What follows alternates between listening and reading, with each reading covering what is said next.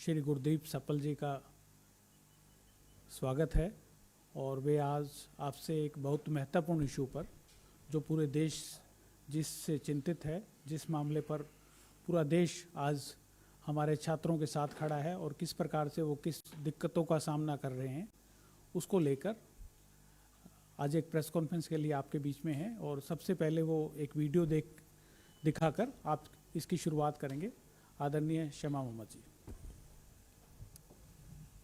Namaste. Hello, everybody. Are you ready for the press conference? I'll start. Okay. So before I start, I want to show a very important video which has just come in.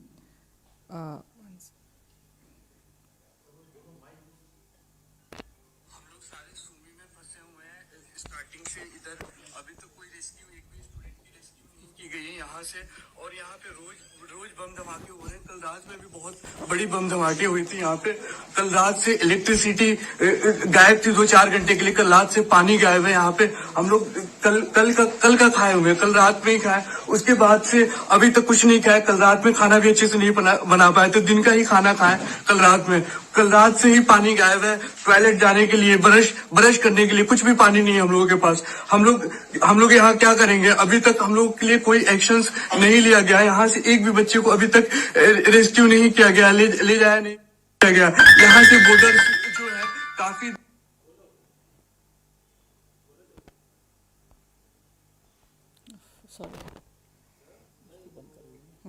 Anyway, so 4-5 घंटे लगेंगे। फिर वहां से हमको गांव हो करके फिर हमको बॉर्डर तक, हंगरी बॉर्डर तक पहुंचना पड़ेगा, जो कि वहां से भी खारकीव से 1000 किलोमीटर है। 10 से 12 घंटे लगेंगे खारकीव से बॉर्डर जाने में। 10 से 12 घंटे लगेंगे वहां कीव से बॉर्डर जाने में, हंगरी बॉर्डर जाने में, पोलैंड बॉर्डर जाने में। हम लोग यहाँ से खुद से नहीं जा सकते हैं। हम लोग के पास कोई फैसिलिटीज नहीं ट्रांसपोर्टिंग की है, न ही रेलवे की कोई फैसिलिटीज है। रेलवे डिस्ट्रॉय है, फैसिलिटीज ट्रांसपोर्टिंग की नहीं है। स्टार्टिंग से हम लोग के लिए कुछ नहीं किया जा रहा है। कुछ बच्चे निकले थे नाइजीरियन, कुछ फॉरेनर बच्चे निकले थे, जो कि रास्ते में ही उनको शूट कर दिया गया, जो कि हम लोगों के पास वीडियोस भी पड़ी हुई है। इस डर से इंडियन से एक भी बच्चा नहीं निकला, अभी तक यहाँ से नहीं जा रहा है। गवर्नमेंट का वेट कर रहा है कि गवर्नमेंट हम लोगों की हेल्प करेगी, बट अभी तक गवर्नमेंट का हम लोगों के लिए कुछ अभी तक कोई इन्फॉर्मेशन नहीं आई है। कुछ कह रहे हैं बसेस खड़ी हुई है, बट बसेस खड़ी करने से नहीं होगी। रशियन बॉर्डर पे, रशिया बॉर्डर ही हम लोग के सिर्फ करीब है। यहाँ से 20 से 25 मिनट टाइम लगेगा रशिया बॉर्डर पहुंचने में, बट रशिया बॉर्डर पे खड़ी करने से नहीं होगी। हम लोग सुमी में फंसे हुए हैं, जो कि यहाँ से 40 से 50 किलोमीटर है रशिया बॉर्डर, और यहाँ से जाने में 20 से 25 मिनट लगेगा। और यहाँ से हम लोग जाएंगे, हॉस्टल से निकलेंगे, चारों तरफ स्नाइपर्स लगे हुए हैं, हर तरफ स्नाइपर्स लगे हुए हैं। कहीं शूट हो जाए, कहीं अटैक हो जाए, कहीं एयर स्ट्राइक हो जाए। हमेशा हर आधे घंटे, हर 1 घंटे पे यहाँ पे एयर स्ट्राइक हो रहा है, यहाँ पे बमबारी हो रही है। इस माइनस टेम्परेचर में आप देख सकते हैं बाहर में कितनी माइनस टेम्परेचर है। इस माइनस टेम्परेचर में हम लोग यहाँ से कैसे निकलेंगे? इतनी सारी गर्ल्स हैं। ये सिर्फ हमारा 3rd हॉस्टल है। ये इतने जो गर्ल्स हैं, ये बॉयज हैं, सिर्फ 3rd हॉस्टल के हैं। बाकी 1st हॉस्टल है, वहाँ पे 200 बच्चे हैं। बाकी 2nd हॉस्टल है, वहाँ पे 200-250 बच्चे हैं। बाकी 6th हॉस्टल है, वहाँ पे 150-200 बच्चे हैं। टोटल हम लोग 800-900 इंडियंस यहाँ पे फंसे हुए हैं। हम लोग स्टार्टिंग से गुहार लगा रहे हैं, हम लोग गवर्नमेंट ऑफ इंडिया से गुहार लगा रहे हैं, नरेंद्र मोदी से रिक्वेस्ट कर रहे हैं स्टार्टिंग से हम लोग को निकाला जाए। हम लोग यहाँ मारे जाएंगे, यहाँ मर जाएंगे, यहाँ पे निकलेंगे हम लोग खुद से यहाँ मर जाएंगे। प्लीज गवर्नमेंट ऑफ इंडिया हम लोग की हेल्प कीजिए। हम लोग इधर देखिए, इतने सारे स्टूडेंट्स हैं बाहर, इतने सारे स्टूडेंट फंसे हुए हैं। हम लोग की हेल्प कीजिए, नहीं तो हम लोग मर जाएंगे।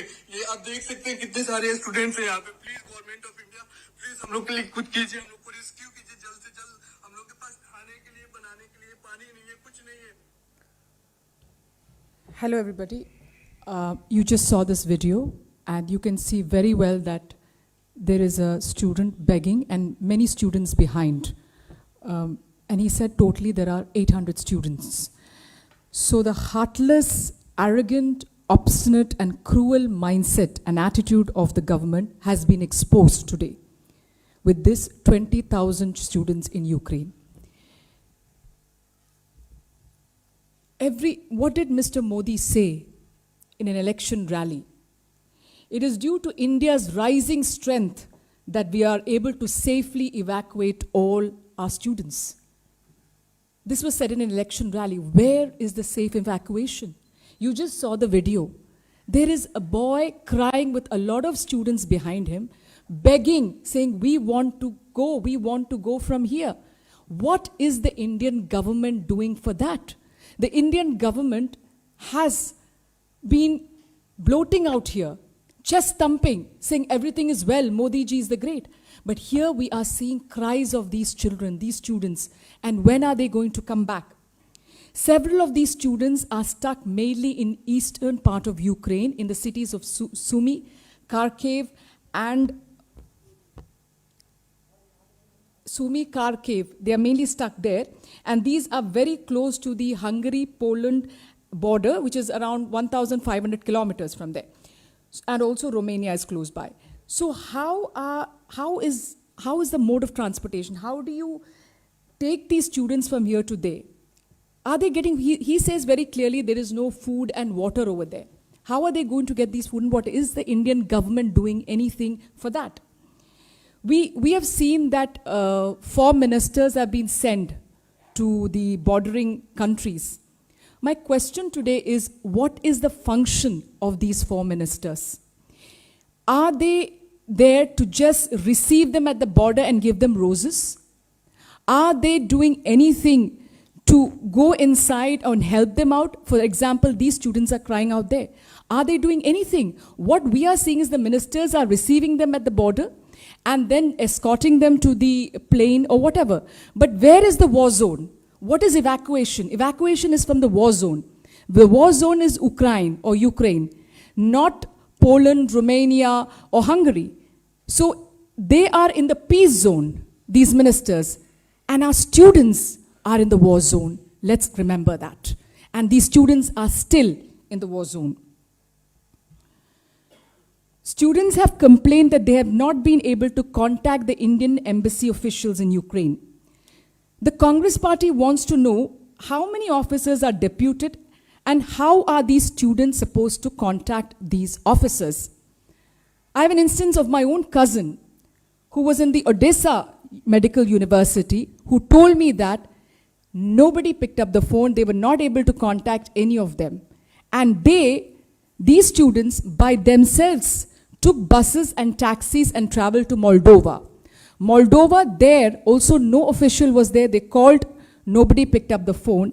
In Moldova, their military there and the Moldovan government helped them, gave them food and water. And again, they took a bus, they said around 20 euros or something they paid, and went to the airport in Bucharest, that's in Romania. So they helped, there he said, the Indian embassy people are there. So what basically evacuation is to take from that particular point inside the country where it is, where it's happening. But when they're asking for help, this is the excuse we are getting. Then you have, on top of all this, when our students are battling for life and death, there are BJP ministers are making shameless and cruel statements mocking them. That is really upsetting and sad. We had Prahlad Joshi, Minister of Parliamentary Affairs, who said that most children go abroad because they fail the NEET exams. This particular boy who comes from Karnataka, Naveen, he scored 98%, received his body, have not yet received him. Can you imagine? I'm a mother, I'm a parent, and I know what is going through their mind.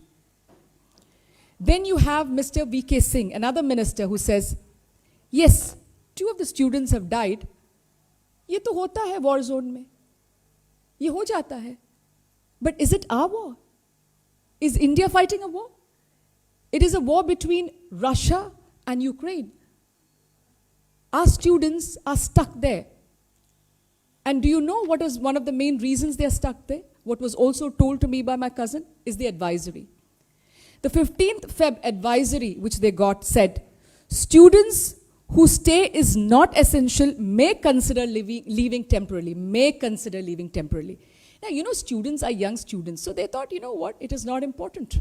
Whereas the others have got advisories, other students from other countries, that you must leave immediately. Russia will be invading Ukraine. You must leave immediately. That was the advisory. Whereas here, the advisory was different. So that is one of the most important thing. And then we have heard other advisories also. Then they all of a sudden say, you stay back. Then they will say, please come to the border. Then they give you a 4-hour notice to come to Kharkiv border and say, you know, you have to leave Kharkiv and then come to the border there, the Ukraine border. How are the students supposed to come there when there are snipers? You heard that boy saying there are snipers. It's a war zone out there. So how are these students supposed to come there? Then you have Arvind Balad, another MP from Karnataka, MLA from Karnataka. When he was asked about Naveen's body being brought back, you know, the student who died, you know what did this Karnataka MLA say? He said a dead body takes up more space in a flight. Can you imagine? Where is the empathy? A dead body takes more space in a flight. Where is the empathy? His parents are waiting, they're upset. And he has this audacity to give the statement? How heartless is this statement? Action has to be taken immediately. This MLA is very close to Modi ji. He was also thought to be the next CM of Karnataka. He should be suspended immediately. Action has to be taken. Now, we have also heard of reports of Indian students being stopped from entering trains, being chased away from train stations, and even being threatened to be shot. I heard another story from Kerala where Indian students were saying that the Ukrainians were hitting them with AK-47 rifles on their head. Can you imagine what our students are going through? And Mr. Modi is already saying that, you know what, everybody is saying that Mr. Modi has done, the Modi government has done an excellent job of evacuating, when still many of our students are there. We want to know what are the number of students over there. How many have been evacuated? We hear the story is 4,000 have been evacuated. Prime Minister says 12,000. What is the exact answer? What is the exact number? Why is there no press conference by the present government on how many students have been evacuated? How many are there? Why don't they do it? Why don't they tell us what is happening there? Why is everything a secret? Why did the Indian government wait till the last minute to issue advisories to evacuate our people? And many advisories are next to impossible. Like I've mentioned before, 4 hours, get to the Ukraine border from Kharkiv. So these are impossible advisories. Now let me remind you also once again, you all know about it, about the Persian Gulf War. It was Iraq invaded Kuwait on August 2nd. I was there myself. And I can tell you that at that point of time, 170,000 of us were evacuated. And that evacuation went very well. There was no chest thumping. It took nearly 3 months, but there were many more people. Many were evacuated from Kuwait, and those not from there, the safe passage was given by the Iraqi government. Here, Mr. Modi has good relation with Moscow, as well as with Ukraine. He has been talking with the Russian government. We want to know, what is he talking? Why is there no safe passage of our students? Just like when I was there in 1990, there was safe passage for the Indians over there. The Indians could I could easily go out. I could go from Kuwait to Baghdad, Baghdad to Amman, and we were evacuated. Many of my friends were evacuated by sea from Kuwait, many others by air from Kuwait. So each one thought which route, but there was no danger to Indian lives because of our diplomacy, because of our friendship. What is the diplomatic relationship of India with Moscow at this point of time? Why is Mr. Modi not able to convince the Russians that I want to get my people out? I need safe passage of my people. And why are the Ukrainians attacking our students? Mr. Modi can speak, or the foreign minister or anybody can speak to the government of Ukraine and say that it is imperative. We cannot see our students crying out there desperately. And then the other thing the government says is, you know what? Oh, there are other people over there. They have not been evacuated. We are the only ones. Then why don't we see those on TV channels? Why are we not seeing them crying out there saying, please, begging their governments to evacuate? Because many of them have already been evacuated. Many of their embassies are still evacuating them with the help of the military. So these are very pertinent questions. Now, in 1990, the operation was so successful that Air India entered the Guinness Book of World Records for evacuating the most number of people by a civil airliner. Can you believe that? Did you hear any chest thumping at that point of time? Was there Prime Minister Zindabad? Did you hear any of that? When the children are entering the plane, they want to go and see their parents. They're told, Bolo Modi Zindabad, Bolo Modi ji Zindabad. What is this? Where are we heading as a nation? Is this China? Is this South Korea? We are a democracy. In a democracy, we are supposed to be saying, Modi, hi, hi. Modi, Zindabad. Modi, Modi, Modi. This is the duty of the country, the Prime Minister of India. He isn't doing anything extra. Remember that it is his duty. Just like in 1990, it was the duty of then Prime Minister. Just like in 2006, when many of them were evacuated from Lebanon during the Lebanese-Israel war. Just like in 2011, when many of them were evacuated from Libya, more than 11,000 of them. Nobody did chest thumping. We didn't say, hi, hi, Prime Minister Manmohan Singh. We never did that because these are duties. These are not PR exercises. And that was what Modi ji did in the election campaign. That was a PR exercise saying, you know what, India has become a rising country and that's why we can do. As if we did not do any evacuations before 2014. Let's stop this chest thumping. An Indian student died because the government didn't evacuate him on time. Countless others are still trapped in the war zone. Why is the PM patting himself on the back and trying to garner votes through such statements when students are still fighting for their lives in a war zone? The entire operation to evacuate students from Ukraine has been badly botched by this government, and instead of saving the lives of Indian citizens, self-promotion has become the #1 priority of this government. The Congress party demands that the government immediately make public the number of students trapped in Ukraine, whether it's Odessa, whether it is Kharkiv or Sumy. How many are there? How are they going to get them out? And when will they get them out? We need a deadline. We want the safe passage of our students back to India. We cannot fail them. Congress party demands immediately that these students are safely back in India. Thank you.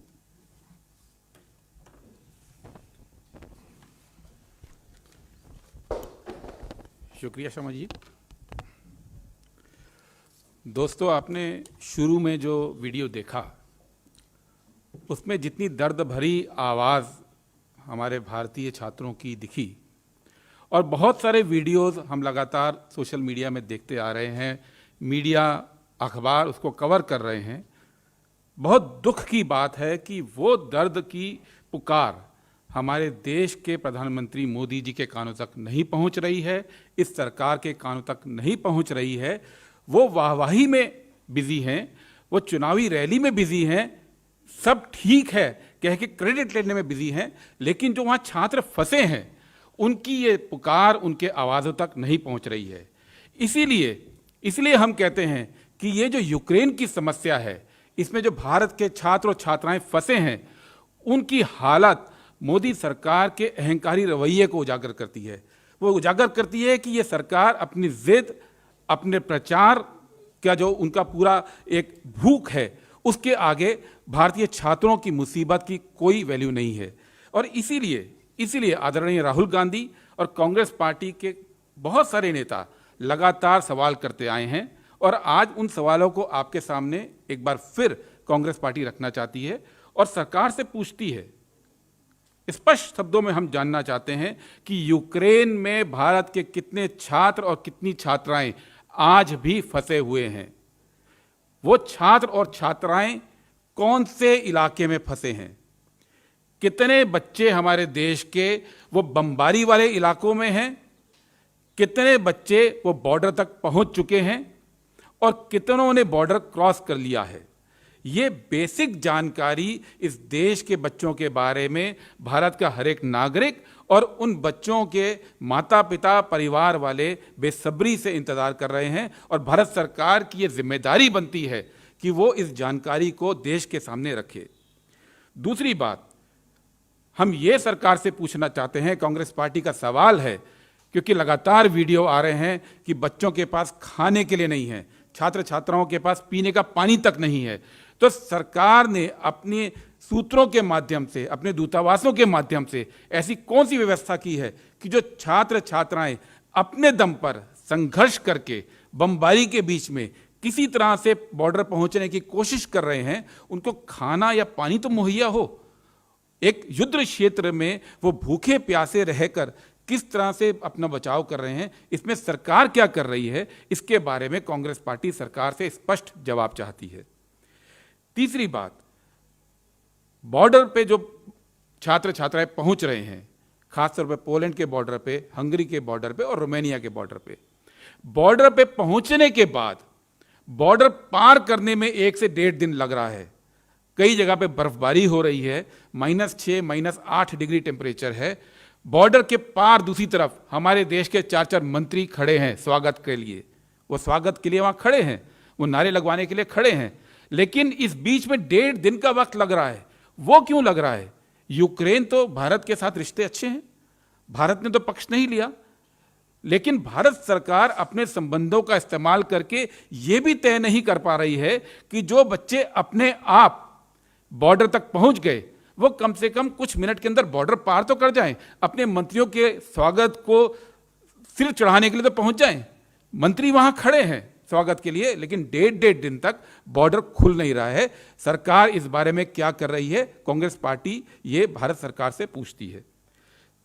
इसके अलावा Ukraine और रूस दोनों के साथ हमारे अच्छे संबंध हैं, आज से नहीं है, शुरू से अच्छे संबंध हैं। मोदी जी की दोनों देशों के राष्ट्रपतियों से सीधे बात होती है। क्या उन्होंने आज तक भारतीय छात्र छात्राओं के लिए सुरक्षित पैसेज, सेफ पैसेज की बात की है?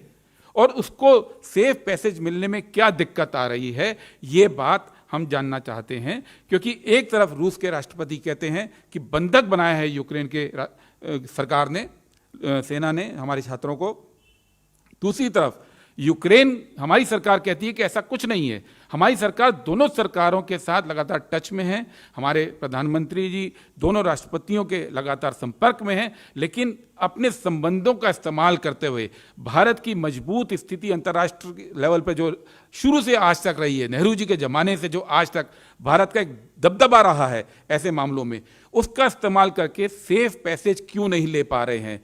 क्यों हमारे छात्रों को, छात्राओं को वहाँ पे भटकना पड़ रहा है बमबारी के बीच में? इस सवाल का जवाब सरकार से पूरा देश चाहता है। और सबसे बड़ी बात, आप सब ने वीडियो देखा है, लगातार वीडियो आ रहे हैं बच्चों के कि जो हेल्पलाइन नंबर दिए गए हैं उनको कोई उठाता नहीं है, उठाता है तो जवाब नहीं मिलता है या काट दिया जाता है। 1.5 दिन 2 दिन लग रहे हैं हेल्पलाइन तक पहुंचने के लिए। युद्ध का क्षेत्र है, पल पल में कुछ घट रहा है, हर पल पे वहां बम मिसाइल गिर रहे हैं। वहां पे 1.5 दिन, सूचना तकनीकी का दौर है, ये IT सुपर पावर है हम, क्या ये टेक्निकल मामला है? क्यों इमीडिएटली ऐसी व्यवस्था नहीं की जा रही है सरकार की ओर से कि जो छात्र छात्राएं वहां फंसे हैं वो कम से कम हेल्पलाइन तक तो पहुंच जाएं? भारत सरकार तो उन तक नहीं पहुंच पा रही है, उनकी आवाज हेल्पलाइन तक तो पहुंच जाए, ये व्यवस्था तो होनी चाहिए इस देश के अंदर। ये भी सरकार करने में क्यों असफल है? कांग्रेस पार्टी मोदी सरकार से इसका जवाब चाहती है। और साथ ही जो एक बात जो शोमा जी ने भी बोली, लगातार बीजेपी के नेता मंत्री जिस तरह की बयानबाजी कर रहे हैं, असंवेदनहीनता की पराकाष्ठा है। जनरल VK सिंह के जो बयान आज आए, एक तो उन्होंने ये कहा कि 2 छात्रों की वहां मृत्यु हुई, युद्ध क्षेत्र में होता है, ये हमारा युद्ध नहीं है, हम तो वहां युद्ध नहीं लड़ रहे हैं, हम तो उन दोनों देशों के अच्छे संबंध वाले देश हैं, तो हमारे छात्रों को ये क्यों भुगतना पड़ रहा है? ये कह के हमारी सरकार इसको नॉर्मलाइज नहीं कर सकती है कि युद्ध क्षेत्र है। हमारी सरकार की जिम्मेदारी, right to life fundamental right है, और भारत सरकार की जिम्मेदारी है उसकी सुरक्षा करना। और दूसरी बात जो आज उन्होंने की कि हमने तो एडवाइजरी जारी कर दी थी, उस एडवाइजरी की मियाद निकल गई, अब बच्चे कैसे भी पहुंच जाएं जो जगह हम बता रहे हैं और वहां से हम ले लेंगे। ये बात भी सरासर गलत है। पहली बात, जो 15 फरवरी को एडवाइजरी जारी हुई थी उसमें यह स्पष्ट कहा गया था कि सभी भारतीय जो यूक्रेन में रहते हैं, खास तौर पर वे छात्र जिनके पास कोई जरूरी काम नहीं है, वे चाहें तो टेम्परेरी तौर पर वापस आ सकते हैं। अब इन शब्दों का अर्थ आपने क्या समझा और छात्रों ने क्या समझा, मुझे नहीं लगता उसमें कोई भेद होना चाहिए। ये 15 फरवरी की बात है। दूसरी बात, अब जो उन्होंने एडवाइजरी इशू की परसों ये बोला 1:30 बजे कि 6 बजे खार्कीव में रहने वाले जितने छात्र छात्रा हैं वो 3 जगह, पिसोशिन, बबाई और बेज़्लिवका, 3 जगहों के नाम दिए गए। बोला 1:30 बजे कि आप कैसे भी 6 बजे वहां पहुंच जाइए। जो पता चला कि रूसी संपर्कों से पता चला वहां बमबारी होने वाली है। कैसे पहुंचे, ना तो जनरल वीके सिंह बताते हैं देश को, ना भारत के दूतावास बताते हैं वहां छात्रों को, कोई नहीं बताता है। खैर, छात्र फिर भी पहुंचे। कोई ट्रेन में पहुंच पाया, बहुतों को ट्रेन में चढ़ने नहीं दिया।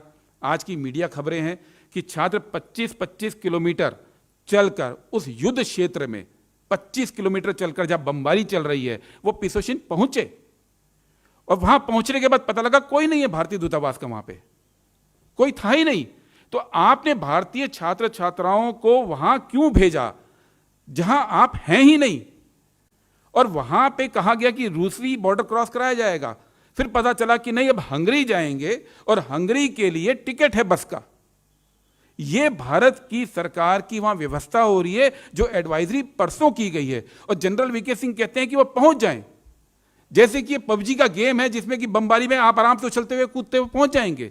इस सरकार को गेम्स बहुत पसंद है, लेकिन वो असल युद्ध क्षेत्र है। ये छोटे छोटे बच्चे हैं और सरकार के लोग, भाजपा के लोग लगातार प्रोपेगेंडा कर रहे हैं कि इन बच्चों ने सही से प्लानिंग नहीं की। इस सरकार ने क्या प्लानिंग की थी? जो सरकार आज वायुसेना के जहाज भेज रही है, आज से 10 दिन पहले नहीं भेज सकती थी। जिस सरकार के पास पूरी सूचना तंत्र है, जिस सरकार के पास पूरा विदेश मंत्रालय है, जिस सरकार के फोन पर दोनों देशों के राष्ट्रपति हैं, वो सरकार तो प्लान कर नहीं पाई कि ये दौर आने वाला है और हमें बाद में अपने वायुसेना के जहाज भेजने पड़ेंगे। लेकिन बच्चे प्लान कर लेते। ये जो अपनी असफलता का ठीकरा उन बच्चों के सर पे फोड़ा जा रहा है, कांग्रेस पार्टी उसकी निंदा करती है और स्पष्ट रूप से कहते हैं कि भारत के सरकार के मंत्रियों को और संवेदनशील होना चाहिए, क्योंकि ये बच्चे भारत के नागरिक हैं। इनका भारत सरकार का फर्ज है कि उनको सुरक्षित वापस लेकर आए। यही नहीं, दूसरी तरफ देखिए, जो अरविंद बलाड हैं, जो कि मुख्यमंत्री बनते बनते रह गए, काफी कद्दावार नेता हैं कर्नाटक के, उन्होंने बयान दिया कि जो छात्र की वहां मृत्यु हुई है गोलीबारी में, नवीन की, उसकी डेड बॉडी वापस नहीं ला पा रहे हैं क्योंकि ज्यादा जगह घेरती है। भारतीय नागरिकों की मृत्यु उपरांत गरिमा का भी ख्याल नहीं करेंगे। क्या कभी ऐसा इस देश में सुनने को आया है? कभी भारत की किसी भी सरकार ने अपने नागरिकों की मृत्यु के बाद इस तरह से उनकी गरिमा का हनन किया है? कांग्रेस पार्टी ये डिमांड करती है कि अरविंद बलाड का कर्नाटक सरकार से इस्तीफा लिया जाए, क्योंकि उन्होंने भारत के नागरिक की गरिमा का मृत्यु उपरांत हनन किया है। और तीसरी तरफ प्रहलाद जोशी, जो कि संसदीय कार्य मंत्री भी हैं, वो कहते हैं कि ये पास नहीं कर पाते 90% लोग नीट में, इसलिए चले जाते हैं। आप लोगों को मैं बताऊं, नीट में क्वालिफाइंग मार्क 18% है। पिछले साल 7.5 लाख रैंकिंग वाले बच्चे को 21% वाले बच्चे को भी एडमिशन मिला है, और जो डेथ हुई है वो 97% वाला बच्चा था। 97%। ये सरकार भूलती है कि 90,000 सीट हैं और आप 8,70,000 बच्चे पास हुए थे।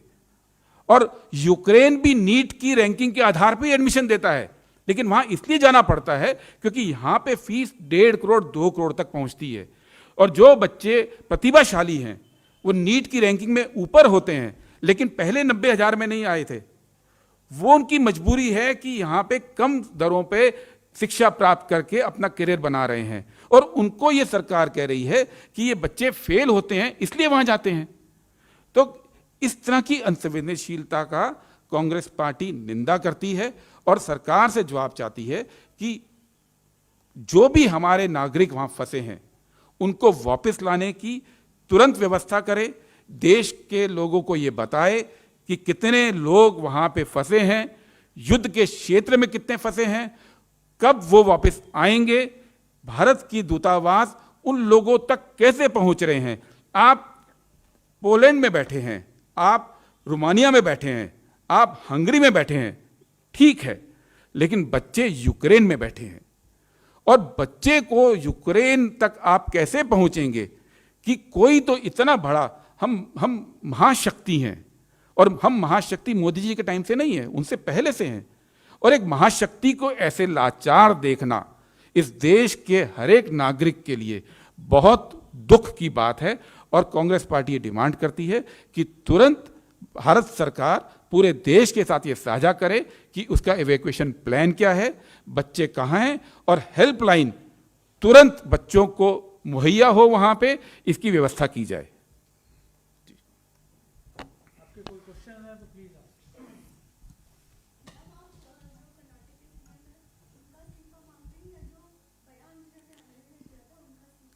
जो एमएलए का जो बयान दिया है ना उनका।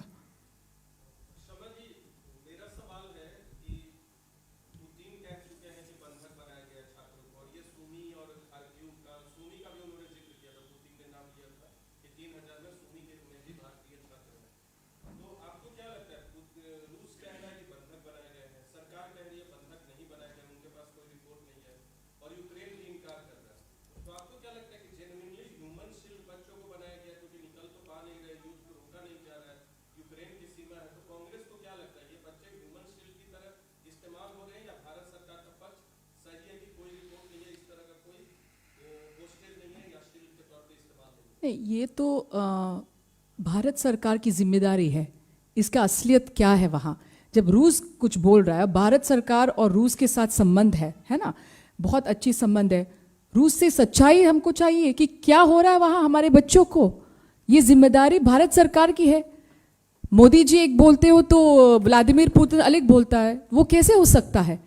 हमको सच्चाई चाहिए कि क्या हो रहा है वहाँ। और आपने भी सुमी में एक वीडियो मैंने दिखाया भी कि बच्चे रो रहे हैं, और उन्होंने कहा वहाँ 800 बच्चे हैं, 800 छात्र हैं, और उस वीडियो में हम देख सकते हैं कि ये जो लड़के उनके पीछे भी बहुत सारे छात्र हैं।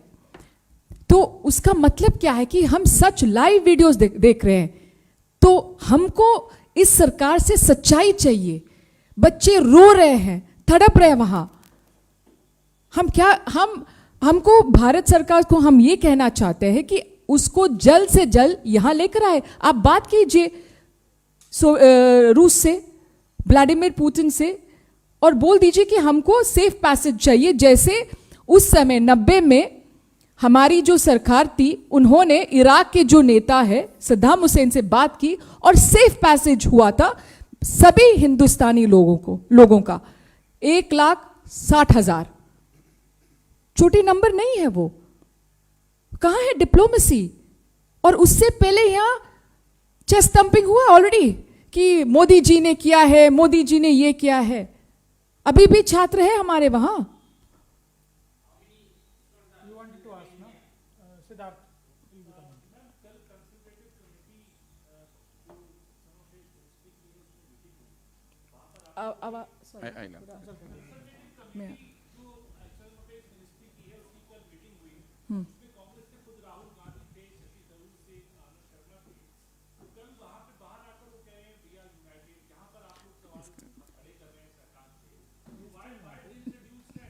हम अभी भी यूनाइटेड है। वो तो एक पार्लियामेंट्री स्टैंडिंग कमेटी है। आप समझने की कोशिश करो कि वो पार्लियामेंट्री स्टैंडिंग कमेटी है। लेकिन हमको जो आज अभी वीडियो आए हैं, आपने देखा है ना, अभी वीडियो आए हैं, उसका जवाब तो दे दो। क्या हो रहा है वहां? एक आपने कोई प्रेस स्टेटमेंट, कोई प्रेस कॉन्फ्रेंस किया है सरकार इसके ऊपर? पार्लियामेंट्री स्टैंडिंग कमेटी अलग होता है ना। ये जो एक प्रेस कॉन्फ्रेंस चाहिए जो देश को बताना है कि क्या हो रहा है वहां। देखिए, कल जो बात हुई थी वो स्टैंडिंग कमेटी के अंदर हुई थी। आप सबको पता है स्टैंडिंग कमेटी के अंदर जो भी बातचीत होती है वो सीक्रेट होती है। हम जो बात कर रहे हैं कि देश की जनता को सरकार क्या बताए, हम भारत सरकार के साथ कांग्रेस पार्टी इस आपदा के, क्योंकि वो बच्चे, वो छात्र छात्राएं भारत के नागरिक हैं और हर प्रयास का हम समर्थन करेंगे। लेकिन सवाल ये है कि देश की जनता को सरकार ने अभी तक कुछ बताया नहीं है। स्टैंडिंग कमेटी का डिस्कशन चार दीवारी के अंदर होता है। कम से कम या तो स्टैंडिंग कमेटी के चेयरमैन पीपी चौधरी हैं, बीजेपी के सांसद हैं, वही प्रेस कॉन्फ्रेंस करके बताते देश को। उनको अधिकार है बताने का, वो बता सकते थे। हम यही डिमांड कर रहे हैं कि सरकार देश की जनता के सामने वस्तुस्थिति रखे। और ये जो नए वीडियो कल के बाद आज आए हैं, जो हम सब ने अभी देखे हैं कल से, उस मद्देनजर अब सरकार क्या करने जा रही है, ये हमारी डिमांड है। और सिद्धार्थ, दूसरी बात है, हमने जब पूछा कि क्या हो रहा है वहां, तभी ये सरकार शुरुआत क्या, इवैक्यूएशन, ये सब हर दिन कांग्रेस पार्टी सवाल पूछ रही है कि क्या हो रहा है वहां, कब हमारे बच्चे वापस आएंगे, कब हमारे छात्र वापस आएंगे। हम दबाव डाल रहे हैं सरकार के ऊपर, अदरवाइज तो कुछ नहीं होगा। सब आप लोगों को सब बोलते हैं कि सब ठीक है वहां। ये वीडियोस नहीं आए जो हमने देखा, जो छात्र जब वापस आते हैं बोलते हैं कि हमको कुछ मदद नहीं मिला, जब हमने वो बॉर्डर क्रॉस किया तब मदद मिला। लाइव वीडियोस है, ये वीडियोस नहीं आए तो हम लोग को क्या सोचेंगे कि सब ठीक है। वही बोल रहे हैं ना कि सब ठीक है, सब एवरीथिंग इज ऑल राइट, कुछ समस्या नहीं है। सो हमारी जो है ये छात्र को ऊपर, we are very very concerned. They are our children, remember that, they are our children. And already एक देहांत हो गए हैं, and that is very upsetting. Not even a single death should have happened. No death happened in 1990. Remember that.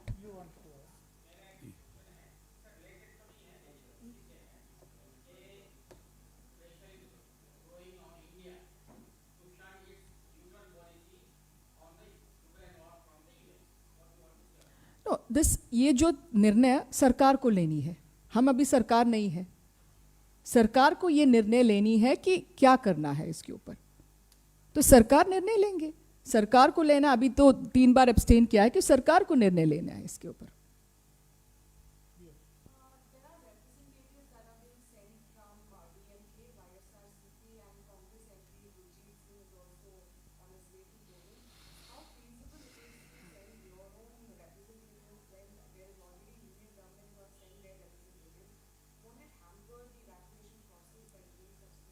See, if the union government has sent representatives, ministers, first there was, no need initially, but that I was specifying it.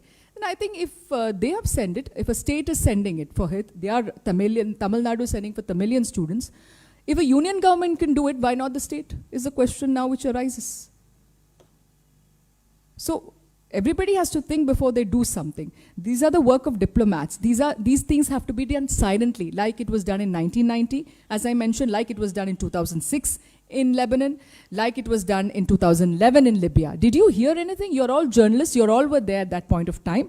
Did you hear any chest thumping? And let's see, the chest thumping has already started. Thanking Modi ji has already started before all of them have come back. I'm very worried after seeing this video today. What is going to happen to these students? They said that they have no water, they have no food, and they have to reach the border, and there are snipers out there. Remember that. It's a very, very dangerous and precarious situation out there. I'm very worried about it. The Congress party is very concerned. Rahul ji is very concerned, and you can see every day Rahul ji has been asking the government of India, how are they going to bring the students back? When are they going to bring them back? Anything else? Okay? Thank you. Thank you. Thank you. Thank you very much. Going to Election Commission, 4:30 p.m. Regarding Manipur. Thank you. Thank you all.